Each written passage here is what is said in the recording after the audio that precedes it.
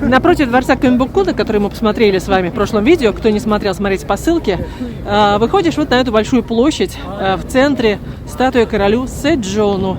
И я хочу эту статую посмотреть.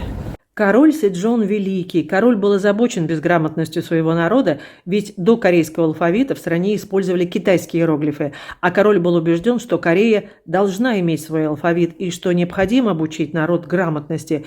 И, преодолев все трудности и преграды, в 1446 году Великий Сэджон публикует корейский алфавит Хангыль, благодаря которому повысилась грамотность населения, и это дало толчок развитию национальной корейской культуры.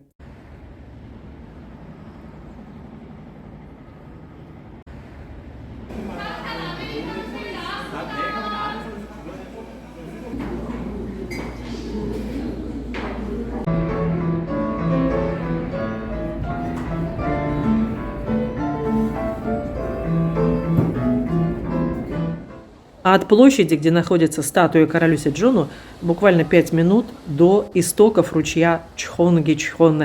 По самому центру Сеула протекает ручей, вдоль берегов которого очень любят гулять местные жители и туристы.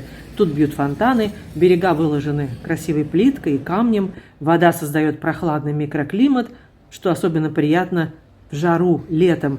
Про это место написано во всех новых путеводителях по Сеулу. Ручей этот называется Чхонгичхон, и у него своя очень интересная история. С одной стороны необычная, а с другой очень характерная для современной Кореи. Казалось бы, какая история может быть у ручья, но все не так просто. На этом месте река была всегда, и она играла важную роль в жизни Сеула. После Корейской войны начала 50-х годов 20 века в этом районе возле ручья селятся бедные люди, было построено много лачуг, в речку сливались нечистоты, и она превратилась в зловонную клоаку. В 60-х годах 20 века власти сносят трущобы, жителей переселили, а ручей заключили в подземную трубу, и над этим местом построили скоростную двухъярусную автомагистраль. Прошло больше 30 лет, обстановка в стране изменилась, денег у государства стало больше, возросла и потребность жителей Сеула в зонах отдыха, чистой экологии, туристов тоже нужно было заинтересовать чем-то необычным. Тут и вспомнили о погребенном старом ручье Чхонгичхон. Был разработан план возвращения Сеула ручья, и план этот выглядел совершенно фантастично. Нужно было полностью снести автомагистраль, вскрыть, оборудовать и украсить русло ручья, решить проблему с наполнением его чистой водой, и все это за 2 года и 300 миллионов долларов. План был выполнен, и с 2005 года новая зона отдыха открыта для посетителей, и теперь ежедневно сюда приходит очень много и местных жителей, и туристов. Идет дождь очень сильный. Мы зашли перекусить уличная еда. Вот это рыбные пирожки, обалденно вкусные. Вы берете палочку с пирожком и вот так вы наливаете бульон. Бульон очень вкусный, немножко остренький. И здесь мы еще попробовали вот эту знаменитую картошку торнадо. Хочу вам сказать, не надо кушать там, где уличная еда для туристов. Это рядом с ручьем Чонгичхон. Сейчас я вам покажу издалека этого местечка. Здесь только одна палаточка, и здесь сидят только местные. Здесь нет никаких туристов. Вот здесь и пробуйте. Здесь дешевле, и здесь намного-намного вкуснее. Прогуливаясь в своем районе, вот случайно увидела эти ворота. Подумала, что это буддийский храм. Оказалось, что нет. Музей традиционных домов корейских. Да еще вечером мы пришли на закате солнца. Впечатляет. А почему корейские дома такие высокие? Ну, для тех, кто, возможно, не знает, в корейских домах всегда пол теплый был, отапливали. Была печка, видимо, специальная система отопления под домом. И вот эти теплые полы по-корейски называются ондоль. Вот они, эти печки. И точно не знаю систему, как они работали, но в любом случае пол всегда был теплый, и в доме было тепло. Кстати, этот музей бесплатный, и он работает до 9 часов вечера. Интересно знакомиться с традициями других стран.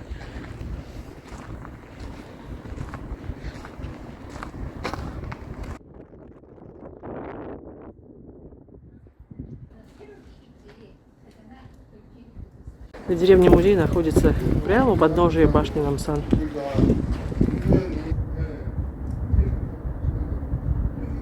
Можно пройти посмотреть, но тапочки Снимаешь свой обувь, надеваешь тапочки. Тот, кто смотрит корейские сериалы, вот, наверное, в таких старых домах и снимают. А это двор старого дома. Такое впечатление, что ты попал действительно в 14 век.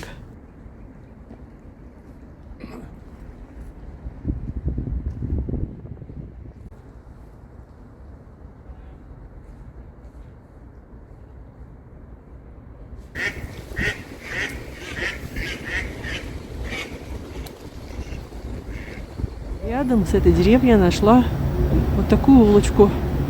И, наверное, это жилые дома уже. Какие-то магазинчики.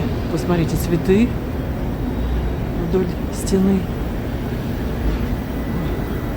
На закате дня это так романтично сразу же. О, здесь какое-то кафе. Вот это я прочитала. Самгепсаль здесь можно попробовать. Это знаменитое корейское блюдо. Самгепсаль. Сам 3 и гепсаль — это 3 слоя жира. То есть жареная свинина. Это вкусно, кстати. Я когда была в Японии, там есть вот такие же кафе Пари Багетта. Я сначала думала, это японское, оказывается, это корейское. Корейская фирма Пари Багетта. Продолжаю знакомиться с Сеулом. Сегодня я прошла совсем в другом направлении, но также пешком от моей гостиницы. И вот так я открыла для себя такой старый Сеул с двухэтажными домами. А напротив двухэтажных домов современные здания.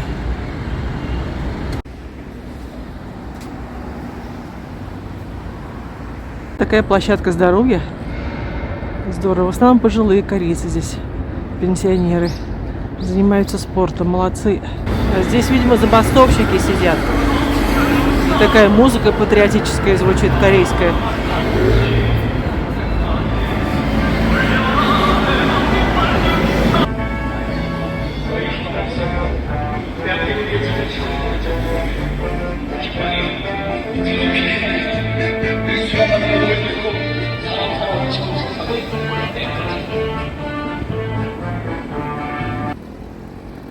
Непременно стоит посмотреть в Сеуле здание Дондаэмун Дизайн Плаза, сокращенно ДДП. Это здание сравнивают с каплей росы, летающей тарелкой и тому подобное. Комплекс построили за 5 лет, и первых посетителей приняли в 2014 году. Наземная часть – это парк, посвященный традиционному корейскому ландшафтному дизайну. А в самом здании проходят выставки, показы мод, конференции, есть кафе и рестораны, пространство для детей – и магазины местных дизайнеров. Это место для модного шопинга. И действительно, каждый посетитель найдет здесь то, что ему по душе. Вдохновение, новые впечатления или приятную прогулку. В этом здании есть кафе. И посмотрите, какой интерьер.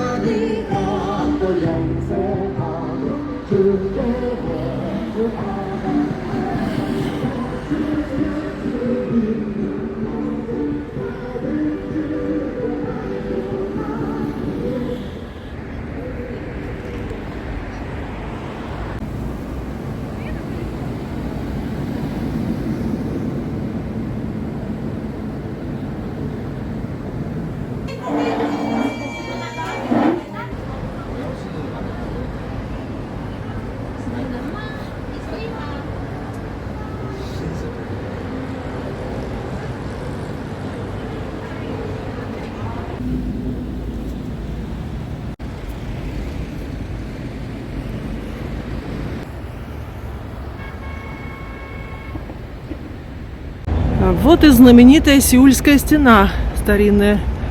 Я тоже хочу здесь пройти, посмотреть. Многие мне говорили: ой, Сеул, там так холодно зимой. Слушайте, неправда. Декабрь месяц, такая же погода, как в Париже. А сегодня днем, по-моему, вообще 17 градусов. На солнце очень жарко. жарко. Ступеньки покрыты каким-то войлоком мягким. Значит, здесь можно гулять в любую погоду. Здесь такие крепенькие пенсионеры гуляют в горку, потом с горки. Сейчас меня обгонят.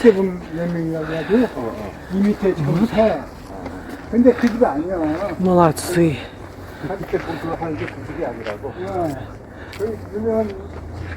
Какая замечательная прогулка вдоль Сеульской стены. Чистейший воздух, пахнет соснами. Изумительно. Очень интересно формируют сосны. И пейзаж изумительный. Вот отсюда чудесный вид. И старый Сеул. А напротив вот то, что они называют апаты. Апаты. Жилые квартиры. Достаточно дорогие. Ой, ну, жалко, что дымка здесь. Артистическое кафе. Ловись, рыбка большая и маленькая.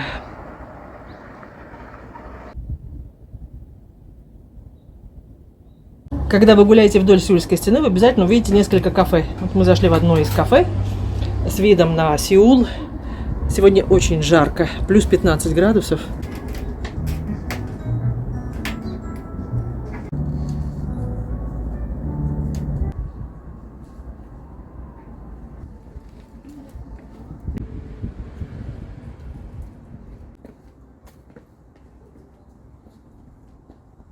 Старый город Сеул, а там горы видны.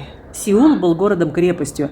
Вокруг него в конце XIV века была построена крепостная стена. Стена простирается сейчас на 18,5 километров. Вдоль стены располагались 8 городских ворот, тоже XIV века, из которых до настоящего времени сохранилось 6. И ворота на ночь запирались. Никто не мог войти или выйти из города без приказа короля. Крепостная стена соединяла 4 горы, которые были ее своеобразными опорами. И еще любопытная стена являлась своеобразной границей между жизнью и смертью, так как всех, кто умирал, хоронили за стеной, независимо от происхождения, будь то король или простолюдин. А все, что находилось внутри стены, для жителей Сеула означало саму жизнь. Крепостные стены Сеула значительно пострадали во время японской оккупации, однако и сейчас можно видеть их сохранившиеся отрезки и прогуляться вдоль стен, полюбоваться на прекрасные пейзажи. Добралась до смотровой площадки. Какой вид! Если кто-то из вас, так же как и я, впервые приезжает в Сеул, то советую скачать приложение для поиска дорог Nevermap. Карты Google Map не показывают путь к пункту назначения из-за законов Южной Кореи, а Never – это Google в Корее. После прогулки вдоль крепостной стены я решила поискать ресторан, где можно было бы пообедать. И Never предложил несколько адресов недалеко от моего местоположения. Я выбрал один из ресторанов, и навигатор привел меня в весьма уютный квартал, где я вкусно пообедала. Знаменитые корейские горшки, где выдерживается кимчи. Ну, типа что-то нашей квашеной капусты. Но не только капусту пекинскую, это кимчи, но и разнообразные овощи квасятся. Острые.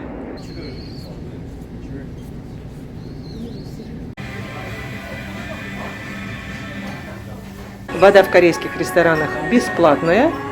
И единственное, что нужно попросить, чтобы вам принесли. И по-корейски вода это мулля. Мулля.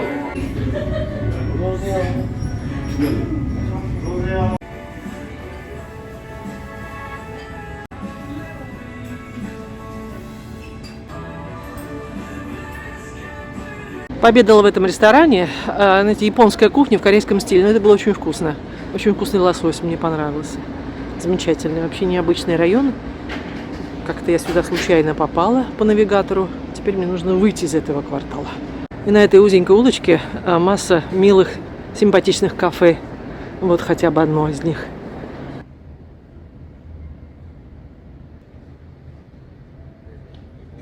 Тоже необычное кафе. Архитектура интересная.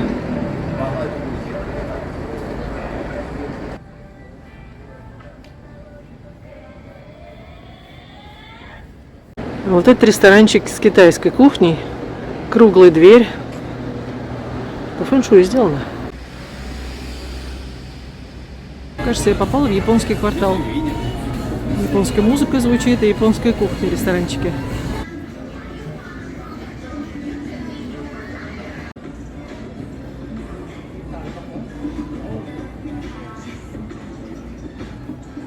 Корейская мода. Сейчас очень многие ходят именно в таких ботиночках теплых в Сеуле.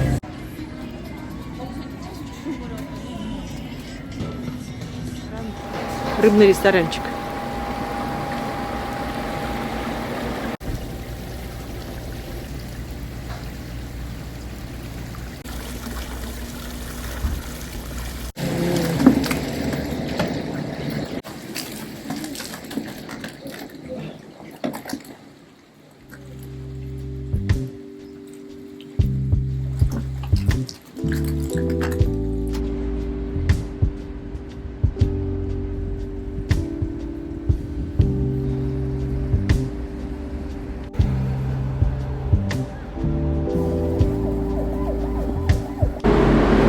Рынок Сичан.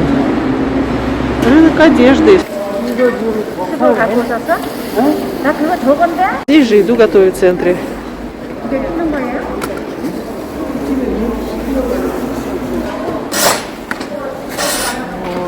Но здесь можно и посуду купить разнообразную.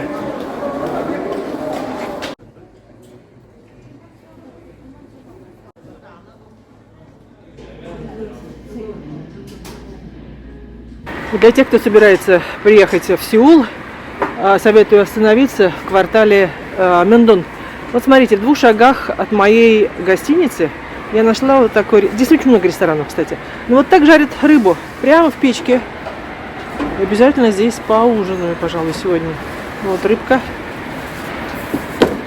И не надо знать ни английского, ни корейского. Показали картинку и вам все сделали. И вот здесь, видите, вот так вот жарят в печке. Ой, здорово. Зашла пообедать. Такой небольшой, совсем домашний ресторанчик. Мой вам совет, когда вы будете путешествовать по Сеулу, уходите подальше от туристических троп. И вот здесь она меня спросила, показала на картинку, говорит, какую рыбу вы хотите. Я показала то, что слева. Супчик. Сейчас рыбу принесу. Вот жареная рыбка. И она мне объяснила, жестами, что рис и суп вот в эту миску и смешивать сюда. А когда рис съешь, он там же подгорает немножко, нужно налить водички вот из этого чайничка. Бон аппетит! Так вкусно, очень вкусно. Я очень люблю корейскую кухню. Апельсины, мандарины, вернее, с острова Чеджудо, 5000 вон. 12 штук. А там поменьше 15 штук, 5000 тоже вон. И это обязательно нужно попробовать, потому что это очень вкусные мандарины с этого острова. А вот здесь хурма. Хурму я тоже очень хочу попробовать, корейскую. Это очень вкусная. Такая спелая, переспелая даже. 6000 вон. Сегодня я переезжаю в другую гостиницу, вот рядом с Намсан Парк. Вот это Ибис Амбассадор Сеуль Мёндонг. Вот это гостиница. Так выглядит комната в гостинице Ибис Амбассадор. Ну вот как пройти мимо такой красоты и не снять на видео. Это же красиво. И еще мне хотелось посмотреть в Сеуле храм Чогеса. Храм расположен весьма удачно, недалеко от королевского дворца Кёнбоккун. Храм Чогеса считается сердцем корейского дзен-буддизма.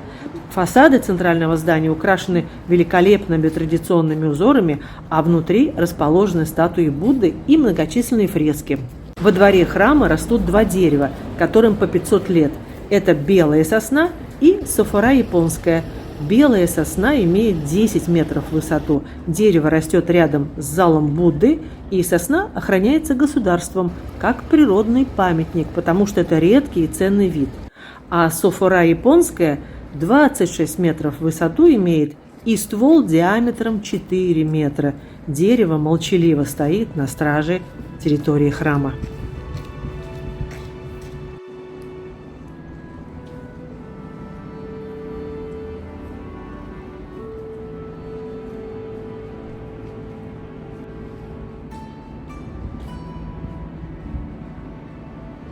И в конце этого видео прогулка по вечернему городу, рождественские витрины больших магазинов, а в следующем видео продолжим нашу прогулку по Сеулу. До новых встреч, пока!